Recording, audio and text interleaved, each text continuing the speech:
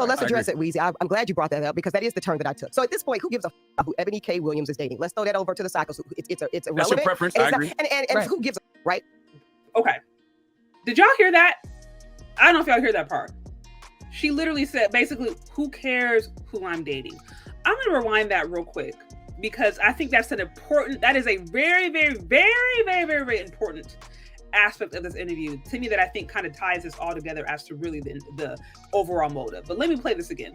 Because we all sitting here today talking about this shit a week later. Is it work? It worked. But then you came back and the next day people feel like you doubled down. I don't feel like I did. Okay. I stood 10 toes down. But I don't think that was standing down. No, I think you completely like took a different turn. Like, that was so? I actually thought it was tough to watch. And you know I love you, but like but I feel you, but that has nothing got nothing to do with it. Tina told us that. So go ahead. I want to hear to me, 10 toes down would have been like, yeah, this is the choice that I'm making. This is my preference. This is the type of man I want. What I watched, were you talking about people as a whole? Right. And even white supremacy, bringing up, calling. Yes.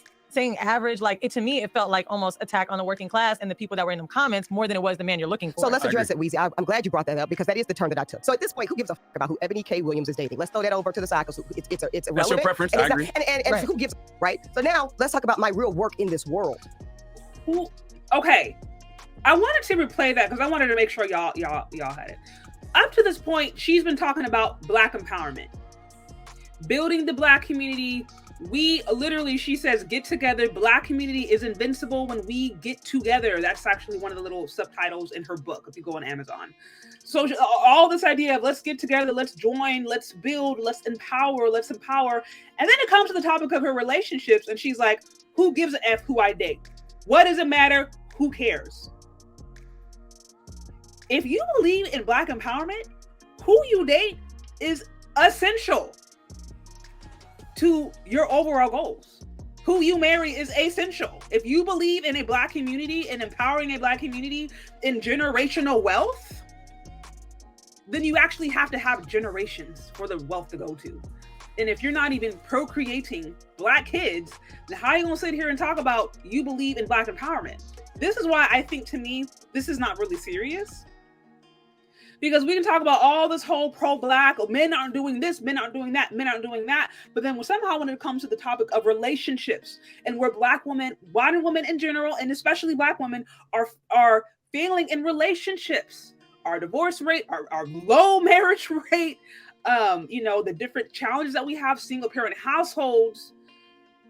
We want to talk about that and how not being in a family disproportionately affects women, especially when they have kids, how having kids outside of wedlock especially impacts their wealth and the community and the ability to get homes and to acquire assets. All of those things that are related to relationships, all of those things, which is a huge component of community building, foundational to community building. You have no community if you don't have families. Families make communities. Multiple families, a collective of families is what defines a community. So when we get to the topic of the family, which is the foundation of the Black community that she alleges to want to build, it doesn't matter who I date. Let's just forget about that. Let's just overlook, broad stroke. Let's just completely overlook what that is about. The problem is, if you don't have a community, then there is no generational wealth. If you don't have a Black family, then what are we even talking about? Like this is all, it's just smoke in the mirrors at this point. All this Black empowerment with generational wealth, we're doing it for our kids, we're doing all this different stuff. If you ain't having Black kids, what are you even talking about? So to me,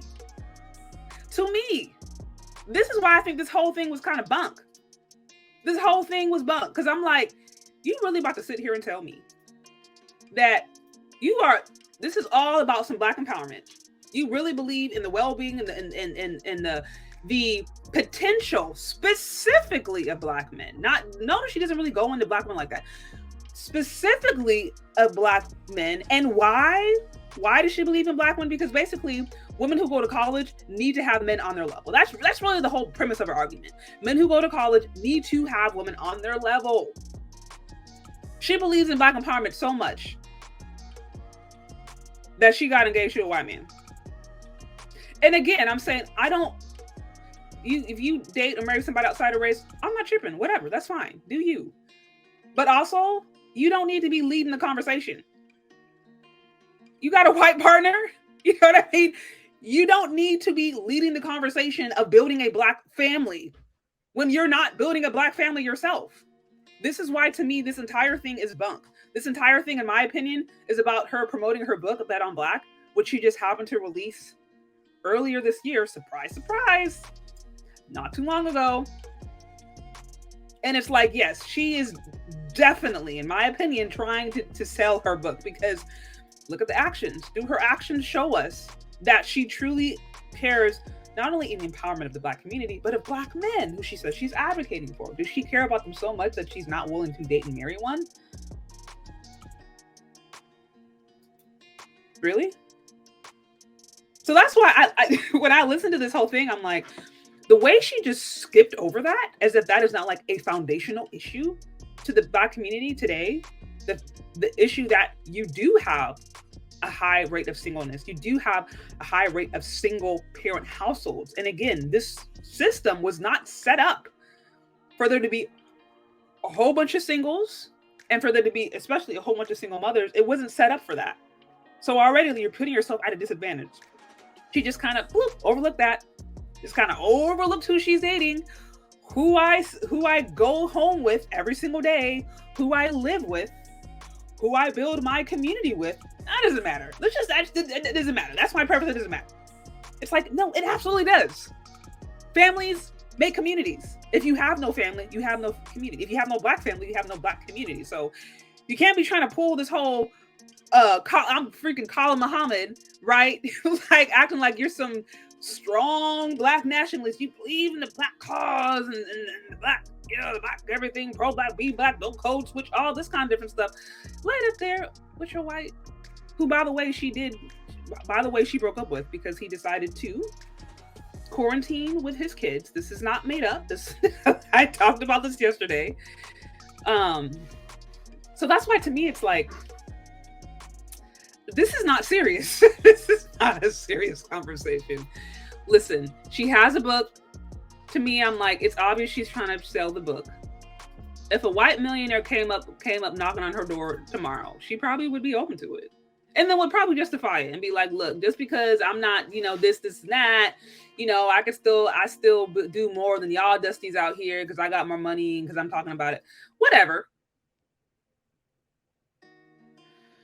But to me, it was just like, this is not serious. This is not a woman from what I can tell. And I don't know, she was on Real Housewives. You tell me if she was talking pro-Black on Real Housewives. I never really watched it like that. But did she have the same language? Did she have the same verbiage? Like, if she has consistently been talking this way over the last couple of decades, or she was even open about her evolvement to this point, then it's like, okay, maybe I could give you the benefit of the doubt. But it's like, you can't just like completely do a 180 and then think that people aren't going to notice that and then take you seriously. And then try to hold men accountable when you're pretty much the kind of woman that a lot of these guys are trying to get away from. Truthfully. And I say that based upon her comments, based upon the condescending comments, based upon the way that she addressed these men. It's like, these are actually you're the kind of woman a lot of these men are trying to grab their passports and get away from. So she's not necessarily in a position to hold these men accountable when they likely are not going to respect her. Because it's not necessarily just about the career. It's about how do you come off? How do you treat men? What is your track record with men?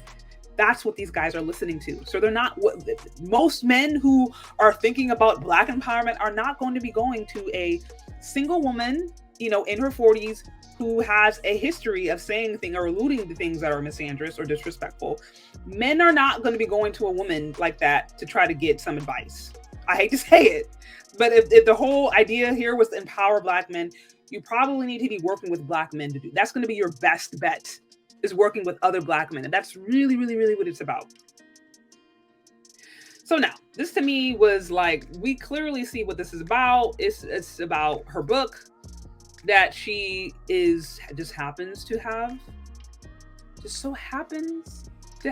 dropped earlier this year. And this is why people don't really take the whole pro-Black. They don't really take it seriously a lot of the times, because it's just like, you got people who are grifting on it. And it does suck for those who actually are legitimate and they really do believe and want a healthier, better future for the Black community, and they are doing their best to try to live that out. So it does suck for those who are actually trying to be genuine. I'm not saying perfect, because nobody's perfect. That doesn't exist. But who are genuine about their desires and genuine about their behaviors on wanting to build and do things that are empowering long-term for the community. It does suck for those people because they look bad. But unfortunately, we see that sometimes it can just come off as a grift. And that's honestly what I think is going on right now.